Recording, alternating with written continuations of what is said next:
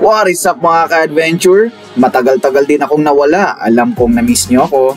Pero don't worry, I guarantee you that you will be enjoying this vlog. Pero bago ang lahat, shoutout nga pala sa mga solid kong follower na sina Biyahe ni Bossy, Paul Arjona, and Sir Jem na nakaka-follow lang sa atin kanina.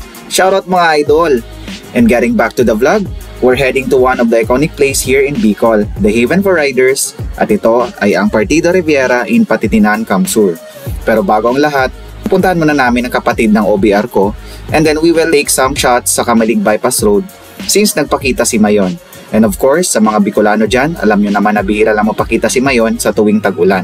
Kaya we never let this opportunity slip away. And besides, it was long ago when I had a clear picture or video of the majestic Mayon. Kaya naman sarap talagang balik-balikan ang lugar na ito. In fact, some of the tourists who are having vacation here in Bicol ay inuuna na talaga pumunta sa Kamalig Albay bago pa sila pumunta sa ibang tourist destination ng probinsya. Even I, who had been staying in Bicol for quite a long time, is still astonished by the Mayon volcano because of its exquisite beauty yet destructive character once pumutok na siya. And sa mga oras na ito, sobrang init talaga mga ka-adventure.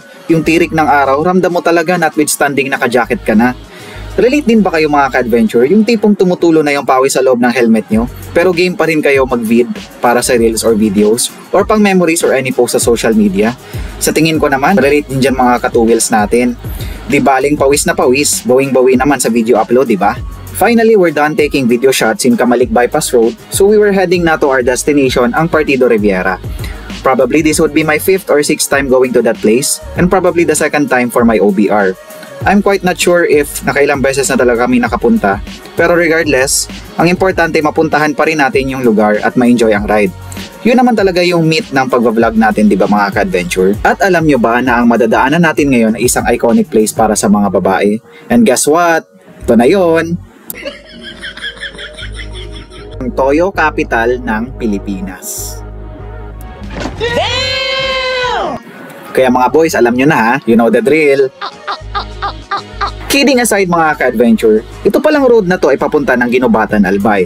Andito tayo ngayon sa Libot, Kamalig kung saan isa ito sa mga paborito kong daanan since it is one of the high-stretching highways na mga kabuelo kang patakbo ng mabilis like mga 80 km/h kagaya ko. At heto lang rin yung stretch na kung saan mga kabuelo ka after mong dumaan sa napaka-traffic na kalsada from Daraga, Cagsawa, Malabog at Kamalig Albay. And I know relate ang mga taga-Kamalig dyan, tama ba ako? Are you serious right now, bro? So back to the ball game mga ka-adventure. So ayun, nandito na tayo. Papunta na tayo ng Tabaco City via sa Blugan Road. Ito nga pala yung shortcut from Ginobatan to Tabaco. At heto na nga, akala ko pa naman checkpoint lang makakapagpatibok ng puso ko. Pati ba naman ito?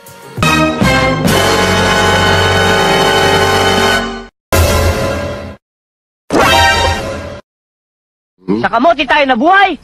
Sa kamote rin tayo mamamatay! Hay nako, kahit minsan ikaw na nga ang maingat, may mga tao din talagang idadamay ka sa pagiging kamote nila, no? Kaya ride safe lang tayo mga ka-adventure and always pray for a safe ride. Anyways, nasa boundary na tayo ng Malinaw to Tiwi.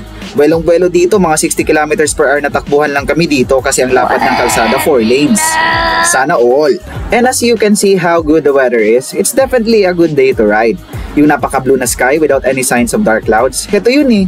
Ito yung panahon na gustong-gusto ng mga riders. Samahan mo pa ng napakalupit na OBR na kayang makipagsabayin sa mga trip mo. And alam nyo ba what amazes me the most? Is yung tipong ang bike ko is not ideal for a long ride and for an OBR, yet sinamahan pa rin ako ng girlfriend ko kahit sobrang sakit sa likod knowing na super subsob ng motor ko. Sports bike pa more! So here we are almost getting to our destination and super ganda talaga dito. Yung spaltadong kalsada and of course, the seaside na ang lamig sa mata na para kang nasa paraiso. At para na rin sa kaalaman ng lahat, heto rin nga pala ang isa sa mga paboritong stopover ng mga riders going to Partido Riviera because of the seaside view. And to tell you frankly mga ka-adventure, you'll never regret visiting this place. Also, napakayaman ng lugar na to sa natural spring water. Kada madadaanan mo, may mga free-flowing natural springs sila dito. Kumbaga, unlimited water ang mga barangay dito. At heto na, since mga 500 meters away na lang, nasa Partido Riviera na tayo. Buong akala ko pa naman may pitik sa mga oras na ito, kaya medyo nagpabilis tayo. Yun pala, wala naman. And finally, we're here after 1 hour and 45 minutes of travel from Kamalig. Narating din natin si Partido Riviera. And dami pa ring tao kahit around mga 4:45 na ng hapon sa mga oras na ito. Amazing!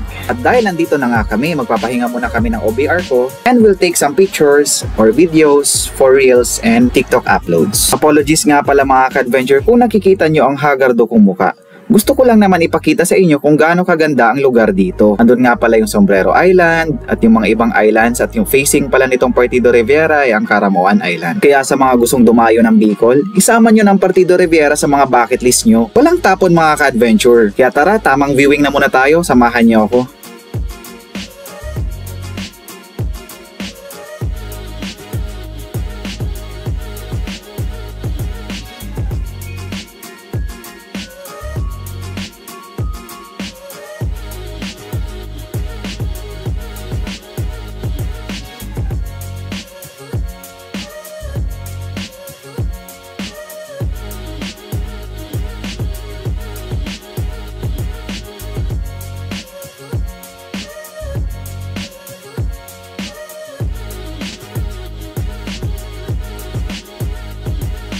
And yeah, we're done resting mga ka-adventure and I think it's time to head home na since it's getting dark. Also, it's gonna be a long ride pa and for sure maabutan tayo ng gabi once nasa Legazpi na tayo. Kaya tara, let's go! Provid muna tayo para marinig niyo ang tunog ng motor at boses ko sa mic pag naka-helmet. Hana? Ah? Okay.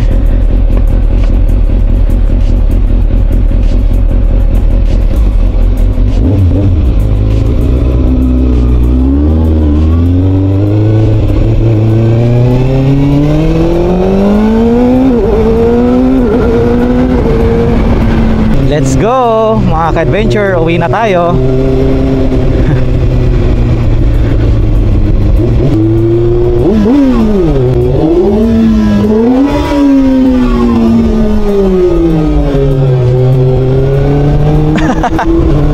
Mga bomba boys, shout out sa mga siklista na yon.